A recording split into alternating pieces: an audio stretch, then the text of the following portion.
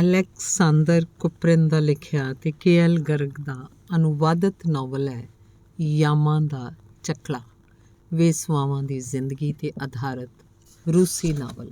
ਪਹਿਲਾ ਭਾਗ। ਬਹੁਤ ਸਮਾਂ ਪਹਿਲਾਂ, ਜਦੋਂ ਅਜੇ ਰੇਲਾਂ ਨਹੀਂ ਸੀ ਚੱਲਣ ਲੱਗੀਆਂ, ਵਪਾਰੀ ਅਤੇ ਸਰਕਾਰੀ ਗੱਡੀਆਂ ਹੱਕਣ ਵਾਲੇ ਕੋਚਵਾਨ ਰੂਸ ਦੇਸ਼ ਦੇ ਇੱਕ ਦੱਖਣੀ ਨਗਰ ਦੇ ਇੱਕ ਸਿਰੇ 'ਤੇ ਰਿਹਾ ਕਰਦੇ ਸਨ। ਪੀੜ੍ਹੀਆਂ ਤੋਂ ਉੱਥੇ ਰਹਿ ਰਹੇ ਸਨ, ਇਸ ਲਈ ਇਸ ਖਿੱਤੇ ਦਾ ਨਾਂ ਹੀ ਕੋਚਵਾਨਾਂ ਦਾ ਕਟੜਾ ਜਾਂ ਬਸਤੀ ਪੈ ਗਿਆ ਸੀ। ਹੌਲੀ-ਹੌਲੀ ਜਦ ਗੱਡਿਆਂ ਦੀ ਬਜਾਏ ਸਵਾਰੀਆਂ ਅਤੇ ਮਾਲ ਰੇਲਾਂ 'ਤੇ ਜਾਣ ਲੱਗੇ ਤਾਂ ਇਹਨਾਂ ਕੋਚਵਾਨਾਂ ਦਾ ਧੰਦਾ ਠੰਡਾ ਪੈ ਗਿਆ। ਤਾਂ ਕੋਚਵਾਨਾਂ ਦੀ ਇਹ ਝਗੜਾਲੂ ਜਾਤੀ ਆਪਣੀਆਂ ਝਗੜਾਲੂ ਆਦਤਾਂ ਛੱਡ ਕੇ ਦੂਜੇ ਧੰਦਿਆਂ 'ਚ ਲੱਗ ਗਈਆਂ ਅਤੇ ਇੱਧਰ-ਉੱਧਰ ਖਿੰਡ ਪੁੰਨ ਗਈਆਂ। ਫਿਰ ਵੀ ਕੋਚਵਾਨਾਂ ਦੇ ਕਟੜੇ ਦਾ ਨਾਂ ਤਾਂ ਉਹੀ ਰਿਹਾ, ਪਰ ਉੱਥੋਂ ਦੀ ਹਵਾ 'ਚੋਂ ਨਾਚ, ਰੰਗ, ਖੁਮਾਰੀ ਅਤੇ ਟੰਟੇ ਝਗੜੇ ਦੀ ਬੂ ਆਉਂਦੀ ਰਹੀ, ਜਿਸ ਕਾਰਨ ਰਾਤ ਨੂੰ ਕਟੜੇ ਵੱਲ ਜਾਣਾ ਵੀ ਖਤਰਨਾਕ ਸਮਝਿਆ ਜਾਣਿਆ ਜਾਂਦਾ ਸੀ। ਬਾਅਦ 'ਚ ਪਤਾ ਨਹੀਂ ਕਿਵੇਂ ਇਸ ਪੁਰਾਣੀ ਥਾਂ 'ਤੇ, ਜਿੱਥੇ ਕਿ ਸਿਪਾਹੀਆਂ ਦੀਆਂ ਚੰਚਲ ਔਰਤਾਂ ਅਤੇ ਤਕੜੀਆਂ ਵਿਧਵਾਵਾਂ ਸ਼ਰਾਬ, ਤਾੜੀ ਅਤੇ ਕਦੀ-ਕਦੀ ਲੁਕ-ਛਿਪ ਕੇ ਪ੍ਰੇਮ ਦੀ ਤਜਾਰਤ ਵੀ ਕਰਿਆ ਕਰਦੀਆਂ ਸਨ, ਹੌਲੀ-ਹੌਲੀ ਖੁੱਲ੍ਹੇ ਚੱਕਲੇ ਹੀ ਬਣਨ ਲੱਗ ਪਏ, ਜੋ ਸਰਕਾਰੀ ਨਿਯਮਾਂ ਅਨੁਸਾਰ ਸਰਕਾਰੀ ਅਫਸਰਾਂ ਦੀ ਦੇਖ-ਰੇਖ 'ਚ ਚੱਲਣ ਲੱਗੇ। ਕਟੜੇ ਦੀ ਵਿਚਕਾਰਲੀ ਸੜਕ ਦੇ ਦੋਵੇਂ ਪਾਸਿਆਂ ਦੇ ਸਾਰੇ ਘਰਾਂ 'ਚ ਵੇਸਵਾਵਾਂ ਰਹਿਣ ਲੱਗ ਪਈਆਂ। ਵਿਚਕਾਰਲੇ ਕੇਵਲ 4-5 ਘਰ ਹੀ ਬਚ ਗਏ ਸੀ, ਜੋ ਤਾੜੀਖਾਨਾ, ਸ਼ਰਾਬਖਾਨਾ, ਵੇਸਵਾਗਿਰੀ ਸੰਬੰਧੀ ਦੂਜੀਆਂ ਵਸਤਾਂ ਦੇ ਵਿਕਰੀ ਕੇਂਦਰ ਬਣ ਗਏ। ਕਟੜੇ ਵਿੱਚ ਸਾਰੇ ਮਿਲਾ ਕੇ ਕੁੱਲ 30 ਘਰ ਹੀ ਹੋਣਗੇ। ਇਹਨਾਂ 30 ਘਰਾਂ ਦਾ ਰਹਿਣ-ਸਹਿਣ ਅਤੇ ਰੰਗ-ਢੰਗ ਇੱਕੋ ਜਿਹਾ ਹੀ ਸੀ। ਫਰਕ ਸਿਰਫ ਇੰਨਾ ਸੀ ਕਿ ਛਿਟਕ ਪ੍ਰੇਮ ਦੇ ਤਿਹਾਏ ਜੋ ਇਹਨਾਂ ਘਰਾਂ 'ਚ ਆਉਂਦੇ ਸਨ, ਉਹਨਾਂ ਤੋਂ ਕਿਸੇ ਘਰ 'ਚ ਘੱਟ, ਕਿਸੇ ਘਰ 'ਚ ਵੱਧ ਪੈਸੇ ਝਾੜੇ ਜਾਂਦੇ ਸੀ। ਬਾਹਰੀ ਦਿਖਾਵੇ ਅਤੇ ਠਾਠ-ਬਾਠ ਵਿੱਚ ਇਹਨਾਂ ਘਰਾਂ 'ਚ ਫਰਕ ਸੀ। ਕਿਸੇ ਘਰ 'ਚ ਦੇਖਣ ਨੂੰ ਜ਼ਿਆਦਾ ਸੁੰਦਰ ਇਸਤਰੀਆਂ ਸੀ ਅਤੇ ਉਹਨਾਂ ਦੀਆਂ ਪੁਸ਼ਾਕਾਂ ਅਤੇ ਕਮਰਿਆਂ ਦੀ ਚਮਕ-ਦਮਕ ਵੀ ਦੂਸਰਿਆਂ ਨਾਲੋਂ ਜ਼ਿਆਦਾ ਖਿੱਚ ਭਰਪੂਰ ਸੀ। ਕਟੜੇ 'ਚ ਵੜਦਿਆਂ ਹੀ ਖੱਬੇ ਪਾਸੇ ਦੇ ਪਹਿਲੇ ਮਕਾਨ 'ਚ ਤ੍ਰਿਪੇਲ ਨਾਂ ਦੇ ਵਪਾਰੀ ਦਾ ਚੱਕਲਾ ਸੀ, ਜੋ ਕਟੜੇ ਦੇ ਦੂਜੇ ਚੱਕਲਿਆਂ ਤੋਂ ਬਿਹਤਰ ਸੀ। ਇਹ ਪੁਰਾਣੀ ਹਵੇਲੀ ਸੀ। ਅੱਜ-ਕੱਲ੍ਹ ਇਸ ਹਵੇਲੀ ਦਾ ਮਾਲਕ ਤ੍ਰਿਪੇਲ ਦੀ ਥਾਂ ਇੱਕ ਹੋਰ ਆਦਮੀ ਸੀ, ਜੋ ਸ਼ਹਿਰ ਦੀ ਚੁੰਗੀ ਦਾ ਮੈਂਬਰ ਵੀ ਸੀ। ਇਹ 2 ਮੰਜ਼ਿਲਾ ਮਕਾਨ ਸੀ, ਜਿਹਦੀ ਇੱਕ ਮੰਜ਼ਿਲ ਦਾ ਰੰਗ ਸਫੈਦ ਸੀ, ਦੂਜੇ ਦਾ ਹਰਾ ਸੀ। ਇਹ ਮਕਾਨ ਰੂਸੀ ਘਰ ਸੱਜਾਕਾਰ ਰੋਪੇਤ ਵੱਲੋਂ ਈਜਾਦ ਕੀਤੀ ਕਲਾ ਅਨੁਸਾਰ ਬਣਾਇਆ ਹੋਇਆ ਸੀ, ਜਿਸ ਅਨੁਸਾਰ ਇਹਦੇ ਬੂਹਿਆਂ 'ਤੇ ਲੱਕੜ ਦੇ ਘੋੜੇ, ਮੂਰਤੀਆਂ ਆਦਿ ਬਣੀਆਂ ਹੋਈਆਂ ਸੀ। ਬੂਹੇ ਤੋਂ ਉੱਪਰ ਵੱਲ ਜਾਂਦੀਆਂ ਪੌੜੀਆਂ 'ਤੇ ਸਫੈਦ ਕਿਨਾਰੀ ਵਾਲੀ ਇੱਕ ਦਰੀ ਵਿਛੀ ਸੀ, ਜਿਹਦੇ ਸਿਰ 'ਤੇ ਉੱਪਰਲੀ ਡਿਉਢੀ 'ਚ ਤੂੜੀ ਭਰਿਆ ਇੱਕ ਮੁਰਦਾ ਰਿੱਛ ਖਲੋਤਾ ਸੀ। ਉਹਦੇ ਹੱਥ 'ਚ ਮਹਿਮਾਨਾਂ ਦੇ ਕਾਰਡ ਫੜਨ ਲਈ ਇੱਕ ਰਕਾਬੀ ਫੜੀ ਹੋਈ ਸੀ। ਨਾਚ ਅਤੇ ਮਹਿਫਿਲ ਵਾਲੇ ਕਮਰੇ 'ਚ ਰੰਗ-ਬਰੰਗਾ ਫਰਸ਼ ਸੀ। ਉਹਦੇ ਬੂਹਿਆਂ ਅਤੇ ਖਿੜਕੀਆਂ 'ਤੇ ਭਾਰੀ-ਭਾਰੀ ਰੇਸ਼ਮੀ ਪਰਦੇ ਅਤੇ ਜਾਲੀਆਂ ਲਟਕੀਆਂ ਹੋਈਆਂ ਸੀ ਅਤੇ ਦੀਵਾਰਾਂ ਦੇ ਨਾਲ-ਨਾਲ ਸਫੈਦ ਅਤੇ ਸੁਨਹਿਰੀ ਰੰਗ ਦੀਆਂ ਬਹੁਤ ਸਾਰੀਆਂ ਕੁਰਸੀਆਂ ਲੱਗੀਆਂ ਹੋਈਆਂ ਸੀ। ਕੰਧਾਂ ਦੇ ਸ਼ੀਸ਼ੇ ਵੀ ਲੱਗੇ ਸੀ, ਜਿਨ੍ਹਾਂ ਦੇ ਚੌਖਟਿਆਂ 'ਤੇ ਭੇਟਾ ਦੇਣ ਵਾਲੇ ਪ੍ਰੇਮੀਆਂ ਦੇ ਨਾਂ ਉੱਕਰੇ ਸਨ। ਮਹਿਫਿਲ ਵਾਲੇ ਕਮਰੇ ਦੇ ਨਾਲ ਲੱਗਵੇਂ 2 ਹੋਰ ਕਮਰੇ ਸਨ, ਜਿਨ੍ਹਾਂ 'ਚ ਗਲੀਚੇ ਅਤੇ ਗੁਦਗੁਦੇ ਗੱਦੀਦਾਰ ਦੀਵਾਨ ਵਿਛੇ ਹੋਏ ਸਨ। ਸੌਣ ਵਾਲੇ ਕਮਰਿਆਂ 'ਚ ਨੀਲੇ ਅਤੇ ਗੁਲਾਬੀ ਰੰਗ ਦੇ ਕੰਦੀਲ ਲਟਕਦੇ ਸਨ ਅਤੇ ਪਲੰਘਾਂ 'ਤੇ ਰੇਸ਼ਮੀ ਰਜਾਈਆਂ ਅਤੇ ਸਾਫ਼-ਸੁਥਰੇ ਸਿਰਹਾਣੇ ਰੱਖੇ ਹੋਏ ਸਨ। ਇਸ ਮਕਾਨ 'ਚ ਰਹਿਣ ਵਾਲੀਆਂ ਔਰਤਾਂ ਨੱਚਣ ਵਾਲੀਆਂ ਉੱਚੀਆਂ-ਉੱਚੀਆਂ ਪੁਸ਼ਾਕਾਂ, ਜਿਨ੍ਹਾਂ 'ਤੇ ਕੀਮਤੀ ਵੇਲਾਂ ਅਤੇ ਕਿਨਾਰੀਆਂ ਲੱਗੀਆਂ ਹੁੰਦੀਆਂ ਸਨ, ਜਾਂ ਮਛਿਆਰਨਾਂ ਜਾਂ ਸਕੂਲੀ ਕੁੜੀਆਂ ਜਿਹੀਆਂ ਪੁਸ਼ਾਕਾਂ ਪਹਿਨਦੀਆਂ ਸਨ। ਪਰ ਇਹ ਔਰਤਾਂ ਜ਼ਿਆਦਾਤਰ ਬਾਲਟਿਕ ਸਾਗਰ ਕੰਢੇ ਦੇ ਪ੍ਰਦੇਸਾਂ ਦੀਆਂ ਜਰਮਨ ਇਸਤਰੀਆਂ ਹੁੰਦੀਆਂ ਸਨ, ਜਿਨ੍ਹਾਂ ਦੇ ਸਰੀਰ ਗੱਠੇ ਹੋਏ, ਸੁੰਦਰ ਅਤੇ ਗੋਰੇ ਰੰਗ ਦੇ ਸਨ ਅਤੇ ਜਿਨ੍ਹਾਂ ਦੀਆਂ ਭਾਰੀਆਂ-ਭਾਰੀਆਂ ਛਾਤੀਆਂ ਸਨ। ਤ੍ਰਿਪੇਲ ਦੀ ਹਵੇਲੀ 'ਚ ਇੱਕ ਵਾਰ ਮਜ਼ੇ ਕਰਨ ਦੇ 3 ਰੂਬਲ ਅਤੇ ਪੂਰੀ ਰਾਤ ਦੇ 10 ਰੂਬਲ ਲਏ ਜਾਂਦੇ ਸਨ। 3 ਹਵੇਲੀਆਂ, ਇੱਕ ਸੋਫੀਆ ਵੇਸੀਲੀਵਨਾ ਦੀ, ਦੂਸਰੀ ਪੁਰਾਣੀ ਕੀਵ ਨਾਂ ਦੀ ਅਤੇ ਤੀਸਰੀ ਅੰਨਾ ਮਾਰਕੋਵਨਾ ਦੀ। 2-2 ਰੂਬਲ ਵਾਲੀਆਂ ਸਨ, ਜੋ ਤ੍ਰਿਪੇਲ ਤੋਂ ਕੁਝ ਘਟੀਆ ਅਤੇ ਦਿਸਣ ਪੱਖੋਂ ਦੀਨਹੀਣ ਜਿਹੀਆਂ ਲੱਗਦੀਆਂ ਸੀ। ਕਟੜੇ ਦੀਆਂ ਬਾਕੀ ਸਾਰੀ ਹਵੇਲੀਆਂ 1-1 ਰੂਬਲ ਵਾਲੀਆਂ ਸਨ, ਜੋ ਦੇਖਣੋਂ ਇਹਨਾਂ ਤੋਂ ਵੀ ਗਈਆਂ-ਗੁਜ਼ਰੀਆਂ ਲੱਗਦੀਆਂ ਸੀ। ਸੜਕ ਦੇ ਦੂਜੇ ਪਾਸੇ ਦੇ ਮਕਾਨ ਛੋਟਾ ਕਟੜਾ ਅਖਵਾਉਂਦੇ ਸਨ, ਜਿਨ੍ਹਾਂ 'ਚ ਜ਼ਿਆਦਾਤਰ ਸਿਪਾਹੀ, ਜੇਬ-ਕਤਰੇ, ਝਪਟਮਾਰ, ਕਾਰੀਗਰ ਤੇ ਛੋਟੇ ਦਰਜੇ ਦੇ ਆਮ ਲੋਕ ਆਉਂਦੇ ਜਾਂਦੇ ਸਨ, ਕਿਉਂਕਿ ਉੱਥੇ ਇੱਕ ਵਾਰ ਦੇ ਸਿਰਫ 50 ਕੋਪੇਕ ਜਾਂ ਇਦੋਂ ਵੀ ਘੱਟ ਦੇਣੇ ਪੈਂਦੇ ਸੀ। ਇਸ ਪਾਸੇ ਦੇ ਸਾਰੇ ਮਕਾਨ ਬਹੁਤ ਘਟੀਆ ਤੇ ਗੰਦੇ ਸਨ, ਜਿਨ੍ਹਾਂ ਦੇ ਕਮਰਿਆਂ ਦੇ ਫਰਸ਼ ਟੁੱਟੇ ਫੁੱਟੇ ਤੇ ਬਾਰੀਆਂ ਤੇ ਫਟੀ ਟੂਲ ਦੇ ਪਰਦੇ ਲਟਕਦੇ ਸਨ। ਇਹਨਾਂ ਮਕਾਨਾਂ 'ਚ ਸੌਣ ਵਾਲੇ ਕਮਰੇ ਹਲਕੇ ਕੱਪੜਿਆਂ ਦੇ ਅਜਿਹੇ ਪਰਦਿਆਂ ਨਾਲ ਅਲੱਗ-ਅਲੱਗ ਕੀਤੇ ਹੋਏ ਸਨ ਜੋ ਛੱਤ ਤੱਕ ਵੀ ਨਹੀਂ ਪਹੁੰਚਦੇ ਸੀ, ਤੇ ਇਹਨਾਂ ਕਮਰਿਆਂ 'ਚ ਖੱਦਰ ਦੇ ਉੱਚੇ ਨੀਵੇਂ ਗੱਦਿਆਂ 'ਤੇ ਫਟੀਆਂ ਹੋਈਆਂ ਫਲਾਂ ਲੈਣ ਦੀਆਂ ਚਾਦਰਾਂ ਤੇ ਪੁਰਾਣੇ ਕੰਬਲ ਪਏ ਰਹਿੰਦੇ ਸਨ, ਜਿਨ੍ਹਾਂ 'ਚੋਂ ਸ਼ਰਾਬ ਤੇ ਮੁੜਕੇ ਦੀ ਗੰਧ ਨਿਕਲ ਹਵਾ ਨੂੰ ਦੂਸ਼ਿਤ ਕਰ ਰਹੀ ਸੀ। ਇਹਨਾਂ ਮਕਾਨਾਂ 'ਚ ਰਹਿਣ ਵਾਲੀਆਂ ਔਰਤਾਂ ਰੰਗੀਨ ਛੀਂਟ ਦੀਆਂ ਮਛਿਆਰਨਾਂ ਜਿਹੀਆਂ ਫਟੀਆਂ ਪੁਸ਼ਾਕਾਂ ਪਹਿਨਦੀਆਂ ਸਨ ਤੇ ਉਹਨਾਂ ਦੇ ਗਲੇ ਆਮ ਤੌਰ 'ਤੇ ਬੈਠੇ ਹੁੰਦੇ ਸਨ। ਨੱਕ ਦੱਬੇ ਹੁੰਦੇ ਸੀ ਤੇ ਉਹਨਾਂ ਦੇ ਚਿਹਰਿਆਂ 'ਤੇ ਪਿਛਲੀ ਰਾਤ ਦੀਆਂ ਚੋਟਾਂ ਤੇ ਖਰਿੰਡਾਂ ਦੇ ਨਿਸ਼ਾਨ ਦਿਸਦੇ ਸਨ, ਜਿਨ੍ਹਾਂ ਨੂੰ ਛੁਪਾਉਣ ਦੇ ਯਤਨ 'ਚ ਉਹ ਵਿਚਾਰੀਆਂ ਬਹੁਤ ਹੁਸ਼ਿਆਰੀ ਨਾਲ ਸਿਗਰਟਾਂ ਦੇ ਡੱਬਿਆਂ ਉੱਪਰ ਲੱਗੇ ਲਾਲ ਰੰਗ ਨੂੰ ਆਪਣੇ ਥੁੱਕ ਨਾਲ ਭਿਉਂ ਛੁਡਾਉਂਦੀਆਂ ਤੇ ਆਪਣੇ ਚਿਹਰਿਆਂ 'ਤੇ ਲਗਾਉਂਦੀਆਂ ਸੀ।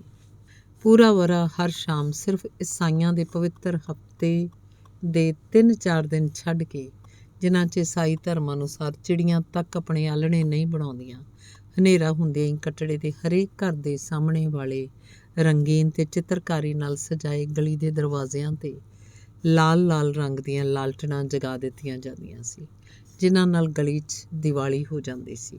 ਮਕਾਨਾਂ ਦੀਆਂ ਬਾਰੀਆਂ 'ਚੋਂ ਚਮਚਮਾਉਂਦੀ ਰੌਸ਼ਨੀ ਤੇ ਪਿਆਨੋ ਦੀਆਂ ਤਾਨਾਂ ਵਹਿੰਦੀਆਂ ਬਾਹਰ ਆਉਂਦੀਆਂ ਸਨ ਤੇ ਬਾਹਰ ਗਲੀ 'ਚ ਗੱਡੀਆਂ ਦੀਆਂ ਗੱਡੀਆਂ ਆਦਮੀਆਂ ਨਾਲ ਭਰੀਆਂ ਆਉਂਦੀਆਂ ਜਾਂਦੀਆਂ ਰਹਿੰਦੀਆਂ ਸਨ। ਸਾਰੇ ਮਕਾਨਾਂ ਦੇ ਗਲੀ ਵਾਲੇ ਬੂਹੇ ਚੌੜੇ ਖੁੱਲ੍ਹ ਜਾਂਦੇ ਸਨ, ਜਿਨ੍ਹਾਂ 'ਚ ਇੱਕ ਤੰਗ ਤੇ ਢਾਲਵੀਂ ਪੌੜੀ ਉੱਪਰ ਵੱਲ ਜਾਂਦੀ ਦਿਖਾਈ ਦਿੰਦੀ ਸੀ, ਜੋ ਉੱਪਰਲੀ ਇੱਕ ਤੰਗ ਡਿਓਢੀ 'ਚ ਜਾ ਕੇ ਮੁੱਕ ਜਾਂਦੀ ਸੀ। ਉੱਥੇ ਇੱਕ ਤੇਜ਼ ਲੈਂਪ ਜਗਦਾ ਰਹਿੰਦਾ ਸੀ, ਜਿਹਦੇ ਆਲੇ ਦੁਆਲੇ ਸਵਿਟਜ਼ਰਲੈਂਡ ਦੇ ਪਹਾੜੀ ਦ੍ਰਿਸ਼ਾਂ ਦੇ ਚਿੱਤਰ ਲਟਕਦੇ ਸਨ। ਪਤਾ ਨਹੀਂ ਸਵਿਟਜ਼ਰਲੈਂਡ ਦੇ ਇਹਨਾਂ ਪਹਾੜੀ ਦ੍ਰਿਸ਼ਾਂ ਦਾ ਇਹਨਾਂ ਮਕਾਨਾਂ ਨਾਲ ਹੀ ਸੰਬੰਧ ਸੀ। ਸੁਬਾਹ ਤੱਕ ਸੈਂਕੜੇ ਨਹੀਂ ਬਲਕਿ ਹਜ਼ਾਰਾਂ ਆਦਮੀ ਇਹਨਾਂ ਤੰਗ ਪੌੜੀਆਂ 'ਤੇ ਚੜ੍ਹਦੇ ਉਤਰਦੇ ਸਨ। ਸਭ ਤਰ੍ਹਾਂ ਦੇ ਆਦਮੀ ਇੱਥੇ ਆਉਂਦੇ ਸਨ।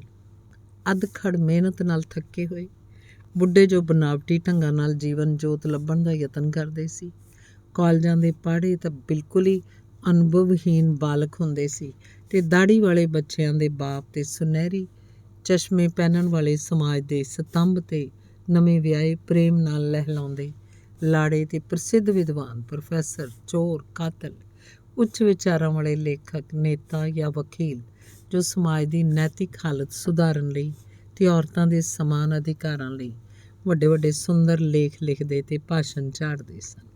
ਸਰਕਾਰੀ ਨੌਕਰ, ਜਸੂਸ, ਜੇਲ੍ਹਾਂ ਤੋਂ ਭਗੌੜੇ ਹੋਏ ਕੈਦੀ, ਵਿਦਿਆਰਥੀ, ਸਮਾਜਵਾਦੀ, ਭਾੜੇ ਦੇ ਟੱਟੂ, ਰਾਜਨੇਤਾ, ਸ਼ਰਮਾਕਲ ਤੇ ਬੇਸ਼ਰਮ, ਬਿਮਾਰ ਤੇ ਤੰਦਰੁਸਤ, ਅਜਿਹੇ ਜਿਨ੍ਹਾਂ ਦਾ ਤੀਵੀਂ ਨਾਲ ਪਹਿਲੀ ਵਾਰ ਹੀ ਸੰਯੋਗ ਹੁੰਦਾ ਸੀ, ਤੇ ਅਜਿਹੇ ਕੁਆਰੇ ਜਿਨ੍ਹਾਂ ਇਹਨਾਂ ਰਾਹਾਂ ਦੀ ਹਰ ਤਰ੍ਹਾਂ ਸੁਆਹ ਛਾਣੀ ਹੁੰਦੀ ਸੀ।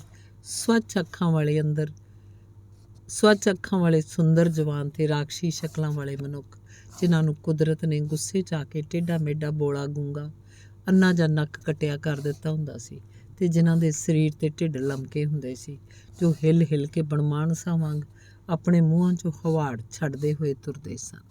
ਇਸ ਤਰ੍ਹਾਂ ਦੇ ਸਭ ਤਰ੍ਹਾਂ ਦੇ ਲੋਕ ਉੱਥੇ ਬਹੁਤ ਆਜ਼ਾਦੀ ਨਾਲ ਆਉਂਦੇ ਸੀ, ਜਿਵੇਂ ਉਹ ਮਿਲਾਪ ਘਰਾਂ ਜਾਂ ਕਲੱਬਾਂ 'ਚ ਆ ਰਹੇ ਹੋਣ ਤੇ ਇੱਥੇ ਬਹਿ ਕੇ ਸ਼ਰਾਬ ਸਿਗਰਟ ਪੀਂਦੇ ਹੋਏ ਉਛਲ ਕੁੱਦ ਖੁਸ਼ ਹੋਣ ਦਾ ਦਿਖਾਵਾ ਕਰਦੇ ਸੀ। ਉਹ ਨੱਚਦੇ ਤੇ ਲੱਕ ਮਟਕਾ ਸੰਭੋਗ ਦੇ ਵਿਭਿੰਨ ਆਸਣ ਇਸ਼ਾਰਿਆਂ ਨਾਲ ਦੱਸਦੇ, ਕਦੀ ਕਾਫੀ ਦੇਰ ਧਿਆਨ ਨਾਲ ਦੇਖਣ ਬਾਅਦ ਜਾਂ ਕਦੀ ਫੌਰਨ ਜਾਨਵਰ ਵਾਂਗ ਝਪੱਟਾ ਮਾਰ ਕੇ ਆਪਣੀ ਪਸੰਦ ਦੀ ਕਿਸੇ ਔਰਤ ਨੂੰ ਫੜ ਲੈਂਦੇ, ਜੋ ਚੰਗੀ ਤਰ੍ਹਾਂ ਜਾਣਦੇ ਸੀ ਕਿ ਉਹਨਾਂ ਨੂੰ ਨਾ ਨਹੀਂ ਕਹਿ ਸਕਦੀ। ਬੜੀ ਬੇਸਬਰੀ ਨਾਲ ਕੀਮਤ ਪਹਿਲਾਂ ਹੀ ਅਦਾ ਕਰਕੇ ਉਸੇ ਮੰਜੇ 'ਤੇ, ਜੋ ਪਹਿਲੇ ਆਦਮੀ ਦੀ ਗਰਮੀ ਕਾਰਨ ਹਲੇ ਗਰਮੀ ਹੁੰਦੀ ਸੀ, ਈਸ਼ਵਰ ਦੀ ਉਸ ਮਹਾਨ ਤੇ ਸੁੰਦਰਤਾ ਭਰਪੂਰ ਲੀਲਾ ਨੂੰ ਨਿਰਾਰਥਕ ਕਰਨ 'ਚ ਜੁਟ ਜਾਂਦੇ ਸੀ, ਜਿਸ ਈਸ਼ਵਰ ਦੀ ਮਹਾਨ ਲੀਲਾ ਕਾਰਨ ਸੰਸਾਰ 'ਚ ਨਵੇਂ ਜੀਵਨ ਦਾ ਸੰਚਾਰ ਹੁੰਦਾ ਹੈ। ਇਹਨਾਂ ਘਰਾਂ 'ਚ ਰਹਿਣ ਵਾਲੀਆਂ ਇਸਤਰੀਆਂ ਬੇਬਸੀ ਦੀ ਲਾਪਰਵਾਹੀ ਨਾਲ ਇੱਕੋ ਜਿਹੇ ਸ਼ਬਦਾਂ ਤੇ ਬਾਹੁਨਰ ਇਸ਼ਾਰਿਆਂ ਤੇ ਮੁਸਕਾਨਾਂ ਨਾਲ ਇਹਨਾਂ ਆਦਮੀਆਂ ਦੀਆਂ ਲਾਲਸਾਵਾਂ ਪੂਰੀਆਂ ਕਰਨ ਦਾ ਯਤਨ ਕਰਦੀਆਂ, ਤੇ ਵਿਚਾਰੀਆਂ ਇੱਕ ਰਾਤ 'ਚ 3-4 ਤੇ ਇੱਥੋਂ ਤੱਕ ਕਿ 10 ਤੱਕ ਅਜਿਹੇ ਆਦਮੀਆਂ ਦਾ ਜੋ ਅਕਸਰ ਹੀ ਬਾਹਰੀ ਕਮਰਿਆਂ 'ਚ ਬੈਠੇ ਹੋਏ ਆਪਣੀ ਵਾਰੀ ਦੀ ਫਿਕਰ 'ਚ ਹੁੰਦੇ ਸੀ, ਸਵਾਗਤ ਕਰਦੀਆਂ ਸੀ। ਇਸ ਤਰ੍ਹਾਂ ਰਾਤ ਗੁਜ਼ਰਦੀ ਸੀ ਤੇ ਸੁਬਾਹ ਹੁੰਦੇ ਹੁੰਦੇ ਕੱਟੜੇ 'ਚ ਚਾਰੇ ਪਾਸੇ ਸ਼ਾਂਤੀ ਪਸਰਨ ਲੱਗਦੀ ਸੀ। ਸੂਰਜ ਨਿਕਲਦੇ ਨਿਕਲਦੇ ਕੱਟੜਾ ਬਿਲਕੁਲ ਖਾਲੀ ਹੋ ਜਾਂਦਾ ਸੀ ਤੇ ਉੱਥੋਂ ਦੇ ਸਾਰੇ ਘਰਾਂ ਦੇ ਖਿੜਕੀਆਂ ਬੂਹੇ ਬੰਦ ਹੋ ਜਾਂਦੇ। ਉਹਨਾਂ ਦੇ ਨਿਵਾਸੀ ਸੌਂ ਜਾਂਦੇ। ਸ਼ਾਮ ਨੂੰ ਇਸਤਰੀਆਂ ਸੌਂ ਕੇ ਉੱਠਦੀਆਂ ਸੀ, ਫਿਰ ਅਗਲੀ ਰਾਤ ਲਈ ਤਿਆਰ ਹੋਣ ਲੱਗਦੀਆਂ ਸੀ। ਇਸ ਤਰ੍ਹਾਂ ਲਗਾਤਾਰ ਰੋਜ਼-ਰੋਜ਼, ਮਹੀਨਿਆਂ ਤੇ ਵਰ੍ਹਿਆਂ ਤੱਕ ਇਹ ਵਿਚਾਰੀਆਂ ਔਰਤਾਂ ਇਸ ਤਰ੍ਹਾਂ ਦਾ ਵਿਚਿੱਤਰ ਤੇ ਬੇਯਕੀਨਾ ਜੀਵਨ ਇਸ ਕੱਟੜੇ ਦੇ ਆਮ ਹਰਮਾਂ 'ਚ ਗੁਜ਼ਾਰਦੀਆਂ ਸਨ। ਸਮਾਜ ਵੱਲੋਂ ਦੁਰਕਾਰੀਆਂ, ਟੱਬਰਾਂ ਤੋਂ ਵੰਚਿਤ, ਸਮਾਜ ਦੀ ਕਾਮੁਕ ਮਨੋਬਿਰਤੀ ਦਾ ਸ਼ਿਕਾਰ, ਸ਼ਹਿਰ ਦੀ ਅਤ ਸੰਭੋਗ ਦੀ ਬਿਮਾਰੀ ਦਾ ਹਸਪਤਾਲ, ਟੱਬਰਾਂ ਦੀ ਮਾਣ ਮਰਿਆਦਾ ਦੀਆਂ ਰਾਖੀਆਂ ਬਣੀਆਂ ਹੋਈਆਂ 400 ਮੂਰਖ, ਆਲਸੀ ਤੇ ਬਾਂਝ ਔਰਤਾਂ ਇੱਕ ਕੱਟੜੇ 'ਚ ਰਹਿੰਦੀਆਂ ਸਨ। ਅੰਗ ਦੂਸਰਾ। ਆਓ ਹੁਣ ਤੁਹਾਨੂੰ ਇਹਨਾਂ ਮਕਾਨਾਂ ਦੇ ਅੰਦਰ ਲੈ ਚੱਲੀਏ। ਦੁਪਹਿਰ ਦੇ 2 ਵਜੇ ਹਨ। ਅੰਨਾ ਮਾਰਕੋਵਨਾ ਦੀ ਹਵੇਲੀ 'ਚ ਸਾਰੇ ਸੁੱਤੇ ਹੋਏ ਹਨ। ਨੱਚਣ ਵਾਲਾ ਕਮਰਾ, ਉਹਨਾਂ 'ਚ ਲਮਕਦੇ ਵੱਡੇ ਵੱਡੇ ਸੁਨਹਿਰੀ ਚੌਕਟਿਆਂ ਵਾਲੇ ਸ਼ੀਸ਼ੇ ਤੇ ਦੀਵਾਰਾਂ ਨਾਲ ਰੱਖੀਆਂ ਕੁਰਸੀਆਂ ਤੇ ਕੰਧਾਂ 'ਤੇ ਲਟਕਦੇ ਹੋਏ ਦਾਵਤ ਤੇ ਇਸ਼ਨਾਨ ਦੇ ਦ੍ਰਿਸ਼ਾਂ ਵਾਲੇ ਚਿੱਤਰ ਜਿਵੇਂ ਸੌਂ ਰਹੇ ਹੀ ਹੋਣ। ਕਮਰੇ ਦੀ ਖਾਮੋਸ਼ੀ ਤੇ ਹਲਕੇ ਹਨੇਰੇ 'ਚੋਂ ਬਹੁਤ ਗੰਭੀਰ, ਚੁੱਪ ਤੇ ਇੱਕ ਵਿਚਿੱਤਰ ਰੰਜ ਵਿੱਚ ਗਮਗੀਨ ਦਿਸਦੇ ਹਨ। ਕੱਲ੍ਹ ਰਾਤ ਇਸ ਕਮਰੇ 'ਚ ਹਰ ਰੋਜ਼ ਵਾਂਗ ਕੰਦੀਲਾਂ ਤੇ ਬੱਤੀਆਂ ਜਗ ਰਹੀਆਂ ਸਨ। ਸੰਗੀਤ ਦੀਆਂ ਉੱਚੀਆਂ ਉੱਚੀਆਂ ਤਾਨਾਂ ਉੱਠ ਰਹੀਆਂ ਸਨ। ਸਿਗਰਟਾਂ ਦਾ ਸਲੇਟੀ ਧੂੰਆਂ ਮੰਡਰਾ ਰਿਹਾ ਸੀ ਤੇ ਮਰਦ ਔਰਤਾਂ ਜੋੜੀਆਂ 'ਚ ਲੱਕ ਮਟਕਾਉਂਦੇ ਹੋਏ ਤੇ ਟੰਗਾਂ ਉੱਪਰ ਝੁਕ ਝੁਕ ਨੱਚ ਰਹੇ ਸਨ। ਬਾਹਰਲੀ ਗਲੀ ਵਿੱਚ ਇਹਨਾਂ ਘਰਾਂ ਦੀਆਂ ਖਿੜਕੀਆਂ 'ਚੋਂ ਆਉਣ ਵਾਲੇ ਚਾਨਣ ਤੇ ਗਲੀ ਦੇ ਗੇਟਾਂ 'ਤੇ ਲਟਕਦੀਆਂ ਲਾਲ ਲਾਲਟਨਾਂ ਦੀ ਰੌਸ਼ਨੀ ਨਾਲ ਜਗਮਗਾ ਰਹੀਆਂ ਸਨ ਤੇ ਸੁਬਾਹ ਹੋਣ ਤੱਕ ਗੱਡੀਆਂ ਤੇ ਆਦਮੀਆਂ ਨਾਲ ਠਸਾ-ਠਸ ਭਰੀ ਹੋਈ ਸੀ। ਪਰ ਇਸ ਸਮੇਂ ਗਲੀ ਬਿਲਕੁਲ ਖਾਲੀ ਸੀ। ਉਹ ਗਰਮੀਆਂ ਦੇ ਸੂਰਜ ਦੇ ਚਾਨਣ ਵਿੱਚ ਆਨੰਦ ਨਾਲ ਝੱਲੀ ਜਿਹੀ ਹੋਈ ਚਮਕ ਰਹੀ ਸੀ। ਬੰਦ ਖਿੜਕੀਆਂ ਤੇ ਪਰਦੇ ਖਿੱਚੇ ਹੋਏ ਸਨ, ਜਿਸ ਕਾਰਨ ਅੰਦਰਲੇ ਕਮਰਿਆਂ 'ਚ ਹਨੇਰਾ ਤੇ ਠੰਡਕ ਸੀ ਤੇ ਉੱਥੋਂ ਦਾ ਵਾਤਾਵਰਨ ਇਉਂ ਆਕਰਸ਼ਕ ਸੀ ਜਿਵੇਂ ਨਾਟਕ ਖਤਮ ਹੋਣ ਤੇ ਨਾਟਸ਼ਾਲਾਵਾਂ ਜਾਂ ਅਦਾਲਤ ਉੱਠ ਜਾਣ ਤੇ ਕਚਹਿਰੀਆਂ ਦਾ ਹੁੰਦਾ ਹੈ। ਕਮਰੇ ਅੰਦਰ ਰੱਖੇ ਪਿਆਨੋ ਦੇ ਕਾਲੇ ਕਾਲੇ ਚਮਕਦਾਰ ਤਖਤੇ ਧੀਮੇ ਚਾਨਣ 'ਚ ਹੌਲੀ ਹੌਲੀ ਚਮਕ ਰਹੇ ਸਨ। ਪਿਆਨੋ ਦੇ ਪੀਲੇ, ਪੁਰਾਣੇ ਤੇ ਥਾਂ ਥਾਂ ਤੋਂ ਫਟੇ ਹੋਏ ਪਰਦੇ ਵੀ ਟਿਮਟਿਮਾ ਰਹੇ ਸਨ। ਬੰਦ ਸਥਿਰ ਹਵਾ 'ਚ ਕੱਲ੍ਹ ਦੀ ਬਦਬੂ ਹਾਲੇ ਤੱਕ ਵੀ ਠਹਿਰੀ ਹੋਈ ਸੀ।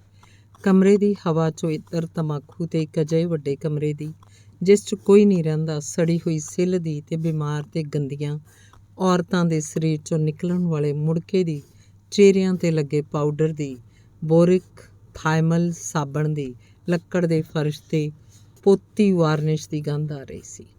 ਇਸ ਗੰਧ 'ਚ ਦਲਦਲਾਂ 'ਚ ਸੜਨ ਵਾਲੀ ਘਾਹ ਦੀ ਗੰਧ ਵੀ ਮਿਲ ਕੇ ਆ ਰਹੀ ਸੀ, ਜੋ ਮਨ ਨੂੰ ਇੱਕ ਵਿਚਿੱਤਰ ਆਨੰਦ ਦਿੰਦੀ ਸੀ।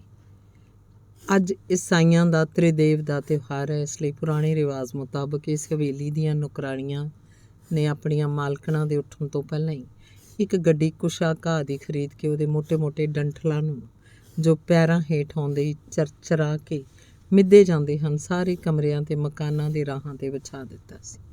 ਉਹਨਾਂ ਦੇ ਘਰ 'ਚ ਰੱਖੀਆਂ ਦੇਵੀ ਦੇਵਤਿਆਂ ਦੀਆਂ ਮੂਰਤੀਆਂ ਅੱਗੇ ਵੀ ਰੋਮਨ ਕੈਥੋਲਿਕ ਸੰਪਰਦਾਏ ਦੇ ਰਿਵਾਜ਼ ਅਨੁਸਾਰ ਬੱਤੀਆਂ ਵੀ ਜਲਾ ਕੇ ਰੱਖ ਦਿੱਤੀਆਂ ਸਨ। ਉਹਨਾਂ ਦੀਆਂ ਮਾਲਕਣਾਂ ਇਹ ਕੰਮ ਖੁਦ ਨਹੀਂ ਸੀ ਕਰ ਸਕਦੀਆਂ, ਕਿਉਂਕਿ ਉਹਨਾਂ ਦੇ ਹੱਥ ਪਿਛਲੀ ਰਾਤ ਦੇ ਪਵਿੱਤਰ ਕੰਮਾਂ ਕਾਰਨ ਗੰਦੇ ਸਨ। ਮਕਾਨ ਦੇ ਚੌਕੀਦਾਰ ਨੇ ਵੀ ਨਕਾਸ਼ੀਦਾਰ ਬੂਹੇ 'ਤੇ ਉਹਨੂੰ ਸਜਾਉਣ ਖਾਤਰ 2 ਸਨੋਵਰ ਦੀਆਂ ਟਹਿਣੀਆਂ ਲਿਆ ਕੇ ਰੱਖ ਦਿੱਤੀਆਂ ਸਨ। ਦੂਸਰੇ ਘਰਾਂ ਦੇ ਬੂਹਿਆਂ 'ਤੇ ਪੌੜੀਆਂ ਹੇਠ ਲੱਕੜਾਂ ਦੇ ਖੰਭਿਆਂ ਕੋਲ ਇਸ ਤਰ੍ਹਾਂ ਦੀਆਂ ਸਨੋਵਰ ਦੀਆਂ ਟਹਿਣੀਆਂ ਰੱਖੀਆਂ ਸਨ, ਜਿਨ੍ਹਾਂ 'ਚੋਂ ਹਲਕੀ ਹਲਕੀ ਧੁੱਪ ਜਿਹੀ ਗੰਧ ਨਿਕਲ ਕੇ ਹਵਾ 'ਚ ਫੈਲ ਰਹੀ ਸੀ। ਅੰਨਾ ਦਾ ਘਰ ਬਿਲਕੁਲ ਖਾਮੋਸ਼ ਹੈ, ਖਾਲੀ ਹੈ ਤੇ ਊਂਘ ਰਿਹਾ ਹੈ। ਸਿਰਫ ਰਸੋਈ 'ਚੋਂ ਖਟ-ਖਟ ਦੀ ਆਵਾਜ਼ ਜਿਹੀ ਆ ਰਹੀ ਹੈ, ਜਿਸ ਤੋਂ ਪਤਾ ਲੱਗਦਾ ਹੈ ਕਿ ਦੁਪਹਿਰ ਦੇ ਖਾਣੇ ਦੀ ਤਿਆਰੀ ਹੋ ਰਹੀ ਹੈ। ਲਿਊਬਿਕਾ ਨਾਂ ਦੀ ਇਸ ਘਰ ਦੀ ਇੱਕ ਚੇਚਕੂ ਕੁੜੀ, ਜੋ ਸੋਹਣੀ ਤਾਂ ਨਹੀਂ ਹੈ ਪਰ ਸਰੀਰ ਦੀ ਗਠੀ ਹੋਈ ਤੇ ਤਾਜ਼ੀ ਹੈ, ਨੰਗੇ ਪੈਰ ਸਿਰਫ ਆਪਣੀ ਕੁੜਤੀ ਪਹਿਨੀ ਤੇ ਬਾਹਾਂ ਤੱਕ ਆਪਣੇ ਹੱਥ ਨੰਗੇ ਕਰੀ ਬਾਹਰ ਵਿਹੜੇ 'ਚ ਬੈਠੀ ਸੀ। ਕੱਲ੍ਹ ਰਾਤ ਉਹਨੂੰ 6 ਮਹਿਮਾਨਾਂ ਦੀ ਖਾਤਰਦਾਰੀ ਕਰਨੀ ਪਈ ਸੀ, ਪਰ ਉਹਨਾਂ 'ਚੋਂ ਇੱਕ ਵੀ ਰਾਤ ਭਰ ਨਹੀਂ ਟਿਕਿਆ, ਜਿਸ ਕਾਰਨ ਉਹ ਆਰਾਮ ਨਾਲ ਪਸਰ ਕੇ ਸੌਂ ਸਕੀ ਸੀ। ਆਪਣੀ ਚੌੜੀ ਮੰਜੀ 'ਤੇ ਉਹ ਇਕੱਲੀ ਲੋਟ-ਪੋਟ ਹੋ ਕੇ ਸੁੱਤੀ ਸੀ। ਇਸ ਲਈ ਅੱਜ ਉਹ ਸਵੇਰੇ 10 ਵਜੇ ਉੱਠ ਪਈ ਸੀ। ਉਹਨੇ ਬੜੀ ਖੁਸ਼ੀ ਨਾਲ ਪਹਿਲਾਂ ਤਾਂ ਨੌਕਰਾਣੀ ਦੀ, ਰਸੋਈ ਦਾ ਫਰਸ਼ ਤੇ ਮੇਜ਼ਾਂ ਆਦਿ ਮਲ ਕੇ ਧੋਣ 'ਚ ਮਦਦ ਕੀਤੀ। ਹੁਣ ਉਹ ਵਿਹੜੇ 'ਚ ਬਹਿ ਕੇ ਆਪਣੇ ਕੁੱਤੇ ਨੂੰ, ਜੋ ਸੰਗਲੀ ਨਾਲ ਬੰਨ੍ਹਿਆ ਹੋਇਆ ਸੀ, ਗੋਸ਼ਤ ਦੇ ਬਚੇ ਖੁਚੇ ਟੁਕੜੇ ਸੁੱਟ ਖਵਾ ਰਹੀ ਸੀ। ਚਮਕਦੇ ਵਾਲਾਂ ਵਾਲਾ ਕਾਲੇ ਮੂੰਹ ਵਾਲਾ ਵੱਡਾ ਕੁੱਤਾ ਕੁੱਦ ਕੇ ਗਰਦਨ ਤੇ ਬੰਨੀ ਸੰਗਲੀ ਸਹਾਰੇ ਪਿਛਲੇ ਪੈਰਾਂ ਤੇ ਖਲੋ ਪਿੱਠ ਤੇ ਪੂਛ ਮੋੜ ਕੁੜੀ ਵੱਲ ਦੰਦ ਕੱਢਦਾ, ਭੌਂਕਦਾ ਤੇ ਚੁੱਕ ਕੇ ਬਾਰ ਜ਼ਮੀਨ ਸੁੰਘ ਰਿਹਾ ਸੀ। ਕੁੜੀ ਉਹਨੂੰ ਗੋਸ਼ਤ ਦੇ ਟੁਕੜੇ ਦਿਖਾ ਚੜਾ ਰਹੀ ਸੀ ਤੇ ਬਨਾਵਟੀ ਕ੍ਰੋਧ ਨਾਲ ਉਤੇ ਚੀਕ ਕਹਿ ਰਹੀ ਸੀ, ਓਏ ਮੂਰਖਾ, ਬੇਵਕੂਫਾ, ਮੈਂ ਦੇ ਤਾਂ ਰਹੀ ਹਾਂ, ਇੰਨਾ ਬੇਸਬਰਾ ਕਿਉਂ ਹੋ ਰਿਹਾ? ਪਰ ਉਹ ਦਿਲੋਂ ਉਸ ਕੁੱਤੇ ਦੀ ਬੇਸਬਰੀ ਤੇ ਸ਼ੋਰ ਸ਼ਰਾਬੇ ਤੇ ਉਸ 'ਤੇ ਆਪਣਾ ਛਿਟਕ ਪ੍ਰਭਾਵ ਦੇਖ ਕੇ ਬਹੁਤ ਖੁਸ਼ ਹੋ ਰਹੀ ਸੀ। ਉਹਦੀ ਖੁਸ਼ੀ ਦਾ ਕਾਰਨ ਇਹ ਵੀ ਸੀ ਕਿ ਅੱਜ ਉਹ ਚੰਗੀ ਤਰ੍ਹਾਂ ਸੁੱਤੀ ਸੀ ਤੇ ਰਾਤ ਨੂੰ ਕੋਈ ਆਦਮੀ ਉਸ ਕੋਲ ਨਹੀਂ ਸੁੱਤਾ ਸੀ ਤੇ ਅੱਜ ਤ੍ਰਿਦੇਵ ਦਾ ਤਿਉਹਾਰ ਸੀ, ਜਿਹਨੂੰ ਉਹ ਬਚਪਨ ਤੋਂ ਹੀ ਖੁਸ਼ੀ ਲਿਆਉਣ ਵਾਲਾ ਸਮਝਦੀ ਆਈ ਸੀ। ਤੇ ਅੱਜ ਧੁੱਪ ਵੀ ਖੂਬ ਖਿੜੀ ਸੀ, ਜਿਸ ਵਿੱਚ ਇਸ ਤਰ੍ਹਾਂ ਬੈਠਣ ਦਾ ਸੁਭਾਗ ਉਹਨੂੰ ਬੜੀ ਮੁਸ਼ਕਿਲ ਨਾਲ ਮਿਲਿਆ ਸੀ। ਰਾਤ ਦੇ ਮਹਿਮਾਨਾਂ ਨੇ ਆਪੋ ਆਪਣੇ ਰਾਹ ਚਾਲੇ ਪਾ ਲਏ ਸੀ। ਦਿਨ ਭਰ 'ਚ ਸਭ ਤੋਂ ਸ਼ਾਂਤ ਕੰਮ ਤੇ ਵਪਾਰ ਦਾ ਸਮਾਂ ਹੋਣ ਵਾਲਾ ਸੀ। ਸਾਰੇ ਲੋਕ ਮਾਲਕਣ ਦੇ ਕਮਰੇ 'ਚ ਬੈਠੇ ਕੌਫੀ ਪੀ ਰਹੇ ਸਨ। ਕੁੱਲ ਮਿਲਾ ਕੇ ਉੱਥੇ 5 ਜਣੇ ਸਨ। ਇੱਕ ਤਾਂ ਮਾਲਕਣ, ਅੰਨਾ ਮਾਰਕੋਵਨਾ ਖੁਦ, ਜਿਹਦੇ ਨਾਂ 'ਤੇ ਹਵੇਲੀ ਸਰਕਾਰੀ ਕਾਗਜ਼ਾਂ 'ਚ ਦਰਜ ਹੈ ਤੇ ਜੋ ਲਗਭਗ 60 ਵਰ੍ਹਿਆਂ ਦੀ ਹੋਏਗੀ। ਉਹ ਕੱਦ ਦੀ ਗਿੱਠੀ ਪਰ ਮੋਟੀ ਔਰਤ ਹੈ। ਉਹਦਾ ਸਰੀਰ ਮਾਸ ਦੇ 3 ਗੋਲ ਅਰਧਕਾਂ ਦਾ ਬਣਿਆ ਜਾਪਦਾ ਸੀ, ਜਿਸ 'ਚ ਸਭ ਤੋਂ ਵੱਡਾ ਗੋਲ ਅਰਧਕ ਸਭ ਤੋਂ ਹੇਠਾਂ, ਸਭ ਤੋਂ ਉੱਪਰ ਉਸ ਤੋਂ ਛੋਟਾ ਤੇ ਸਭ ਤੋਂ ਉੱਪਰ ਸਭ ਤੋਂ ਛੋਟਾ ਰੱਖਿਆ ਲੱਗਦਾ ਸੀ। ਇਹ 3 ਗੋਲ ਅਰਧਕ, ਇੱਕ ਤਾਂ ਉਹਦਾ ਲਹਿੰਗਾ, ਦੂਜਾ ਉਹਦਾ ਪੇਟ, ਤੀਜਾ ਉਹਦਾ ਸਿਰ ਸਨ। ਵਿਚਿੱਤਰ ਗੱਲ ਇਹ ਸੀ ਕਿ ਉਹਦੀਆਂ ਮੁਰਝਾਈਆਂ ਹੋਈਆਂ ਨੀਲੀਆਂ ਅੱਖਾਂ 'ਚ ਲੜਕਪਨ ਤੇ ਬਚਪਨੇ ਜਿਹੀ ਝਲਕ ਹੈ। ਹਾਲਾਂਕਿ ਉਹਦਾ ਚਿਹਰਾ ਬੁੱਢਾ ਹੈ, ਜਿਹਦਾ ਹੇਠਲਾ ਬੁੱਲ ਭਿੱਜਿਆ ਹੋਇਆ ਰਸ ਭਰੀ ਦੇ ਰੰਗ ਜਿਹਾ ਮੁਰਦਿਆਂ ਵਾਂਗ ਲਟਕਦਾ ਹੈ। ਦੂਜਾ ਉਹਦਾ ਪਤੀ ਇਸਾਏ, ਜੋ ਗਿੱਠਾ ਸ਼ਾਂਤ ਸੁਭਾਅ ਵਾਲਾ ਛੋਟਾ ਜਿਹਾ ਆਦਮੀ ਹੈ ਤੇ ਵਿਚਾਰਾ ਆਪਣੀ ਪਤਨੀ ਦੀਆਂ ਉਂਗਲਾਂ 'ਤੇ ਨੱਚਦਾ ਹੈ। ਜਦੋਂ ਅੰਨਾ ਇਸ ਮਕਾਨ ਵਿੱਚ ਘਰ ਗ੍ਰਸਤੀ ਦਾ ਕੰਮ ਚਲਾਉਣ ਲਈ ਨੌਕਰ ਸੀ, ਤਦੋਂ ਇਸੇ ਘਰ 'ਚ ਚੌਕੀਦਾਰ ਸੀ ਤੇ ਬਾਅਦ ਵਿੱਚ ਉਪਯੋਗੀ ਹੋਣ ਦੇ ਵਿਚਾਰ ਕਾਰਨ ਉਹਨੇ ਆਪਣੇ ਆਪ ਹੀ ਬੇਲਾ ਵਜਾਉਣਾ ਸਿੱਖ ਲਿਆ ਸੀ। ਇਸ ਲਈ ਹੁਣ ਰਾਤ ਨੂੰ ਨਾਚ ਸਮੇਂ ਬੇਲਾ ਵਜਾਇਆ ਕਰਦਾ ਸੀ ਤੇ ਸ਼ਰਾਬ ਦੇ ਨਸ਼ੇ 'ਚ ਧੁੱਤ ਹੋ ਜਾਣ ਵਾਲੇ ਦੁਕਾਨਦਾਰਾਂ ਨੂੰ, ਜੋ ਰੋਣ ਲਈ ਬੇਤਾਬ ਹੋ ਜਾਂਦੇ ਸੀ, ਉਹ ਕੁਝ ਗਮ ਭਰੀਆਂ ਧੁਨਾਂ ਵੀ ਵਜਾ ਕੇ ਸੁਣਾਇਆ ਕਰਦਾ ਸੀ। ਧੰਨਵਾਦ। ਚੱਲਦਾ।